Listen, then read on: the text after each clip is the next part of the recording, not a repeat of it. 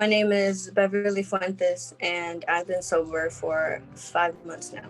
My parents were divorced when I was 3. Don't really remember that much. I'm from Houston, Texas, but we moved to California. Lived there for 2 years. It was pretty cool, pretty much outside, and your imagination was what I had. My happiness as a child came to an end at a quick age. I was diagnosed with diabetes type 1 when I was 9. Pretty much just hereditary. I was a healthy child. It came down to me being in a coma after a while. It was a couple of days. I woke up and, my parents explained to me what had happened. And I was a kid. I had never in a million years heard what was diabetes. So when I asked, I was like, oh, okay, that's okay. Is it going away anytime soon? They were like, no, it's for life. I was like, oh. Then growing up into my teenage years, going to school with all that, there was a lot of bullying going on. I guess kids back then just didn't really understand what it was. I mean, there wasn't much kids. I was the only kid in almost every school I went to that had diabetes. It was kind of tough. And my family would also struggle at the beginning because the expenses for diabetes, medication-wise, doctor's appointments, all of that is super expensive. I had to watch my mom suffer. It came to a point where one time I heard her, she was crying, explaining that we had nothing to eat and that I needed medicine. That was the first time that I ever thought of suicide. I remember trying to OD with insulin, but I couldn't do it. I lived in A-Leaf, Houston, my entire life. It's not the best place to grow up, but take what you have and try to make the best out of it. I just got mixed up with the wrong crowd. That was the first time I smoked marijuana. I was 13. In my junior year, I started to get more sick and more sick with my diabetes. I almost never took my medicine, and that took a huge toll on my body. Just messed up a lot of things. I wanted to major in the medical field. My school offered a CNA program, basically a certified nurse assistant. So stress would set my body off terrible, right? I started to get more sick and more sick. And at some point I thought I wasn't even going to see my senior year, but thank God I did. And then when 2020 hit, 2020 was the year for everyone, I think. I had neglected my body so much, it just started to shut down on its own. I started to notice that I couldn't hold down absolutely anything. Diabetics are more prone to suffer from a stomach condition called gastroparesis. With that came throwing up all the time, intense nausea, intense pain. Excruciating pain. At the time, I was working at a plasma donation center. It was the best job ever, my first job professionally. Then my health started to downfall. I would constantly have to call it off. I constantly had to go home early. They had to call the ambulance on me twice. I would just pass out or throwing up. I lost my job in 2020, not because I got fired, but because I told my boss I can't. I don't want to keep calling off. I have to focus on my health. I kid you not, I was in the hospital the entire year. I was at the hospital more than I was at work, more than I was at home. Just the intense nausea or the pain, I would just, And so the doctors started to give me morphine.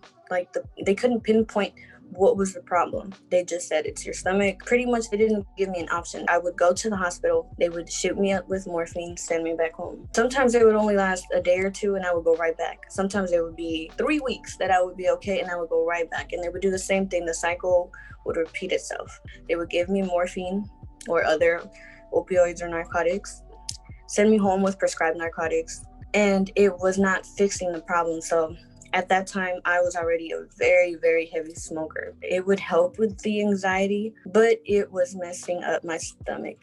And by the time I came to realize that my primary care doctor, that he popped out of nowhere, he is a big blessing because he was the only one to look into my situation and find what was the problem. The problem was that I couldn't digest my food without medication to help me do that. I didn't need painkillers. I didn't need morphine or all that stuff they were giving me. I just needed medication to help me digest my food.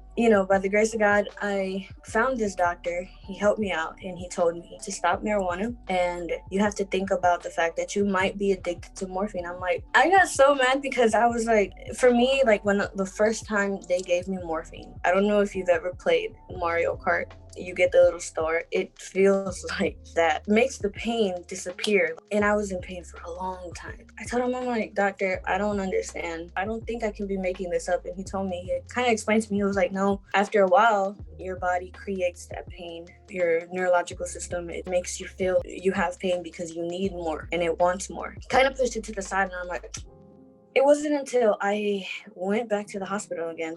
It was just terrible. I could not even hold down water. It was I remember being admitted and the nurses were like, okay, we're here with your medication and this and that. This is Dilaudid. I had never heard of Dilaudid before. I was like, what's that? She was like, it's stronger than morphine. I was like, okay, cool. But when it started to go into the IV, I just remember I was completely gone. I realized that I was addicted to it. Many times after that, I had to go back to the hospital with the same problem. And when they would give me medication through the IV, I wouldn't feel anything anymore.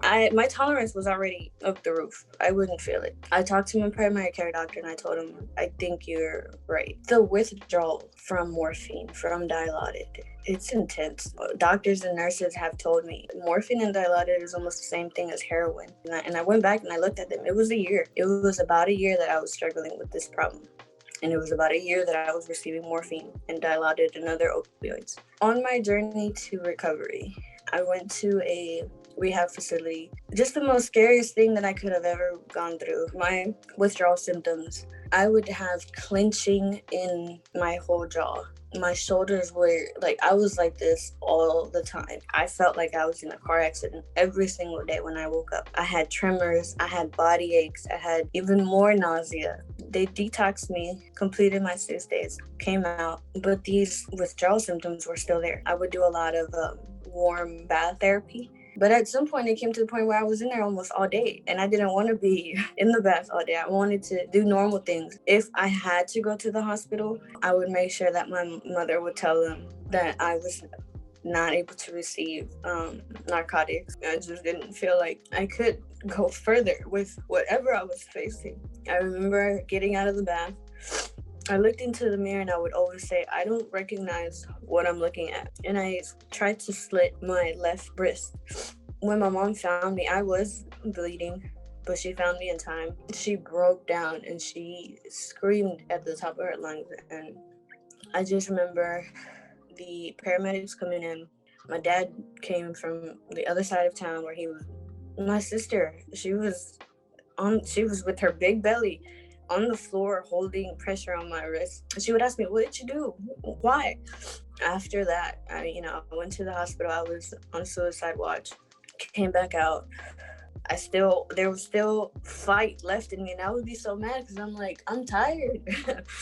It was not an option to give up. I fought hard to not go back to the hospital.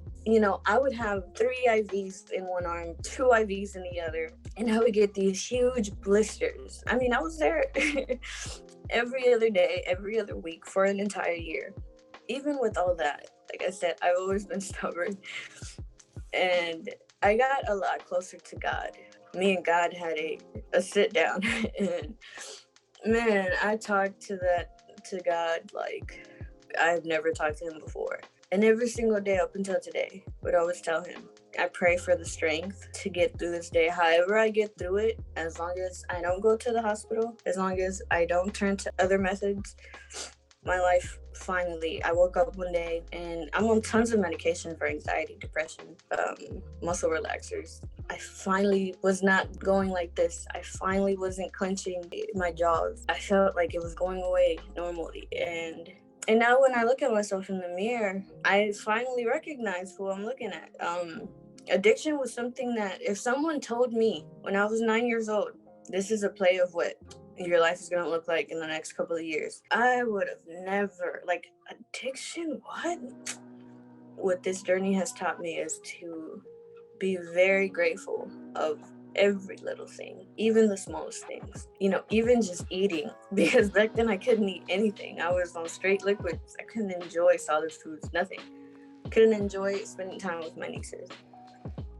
And now that I'm able to do that, every single day is a day that counts for me.